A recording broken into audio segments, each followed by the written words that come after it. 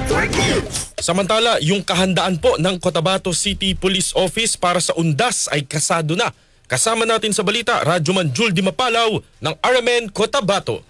Kasado na ang preparasyon ng Cotabato City Police Office o CCPO para bantayan ang isasagawang Undas 2025 ngayong unang 2 araw sa buwan ng Nobyembre ngayong taon. Inihayag sa DXMY ni CCPO Director Police Colonel Jibin Bungkayaw na nailatag na ang kanilang Joint Security Plan na ipatutupad kasunod ng kanilang isinagawang Joint Security Meeting katuwang ang Philippine Marines, Bureau of Fire Protection, Public Safety Office, Traffic Management Center at iba pang hanay ng mga kinauukulan. Babantayan ng mga otoridad ang 3 mga pangunahing sementeryo sa Cotabato City, mga simbahan at iba pa. Layunin nito na masigurong ligtas na maisagawa ng mga mananampalatayang Kristiyano, Katoliko ang kanilang pagdalaw sa mga libingan ng kani-kanilang mga yumaong mahal sa buhay. Undas, nandiyan na, nakagawa na kami ng security plan, naka-increase na yung security plan natin, karoon tayo ng coordinating meeting na, Pilipinas tayo, Marines tayo. Nag-increase na po yung security natin pa dyan sa mga cemetery, sa mga simbahan, sa mga places of convergence ng mga Christian Catholics natin na believers. Kasama mo sa DXMY 90.9 RMN Cotabato, Radyoman Jul Di Mapalaw, Tatak RMN. RMN Network News.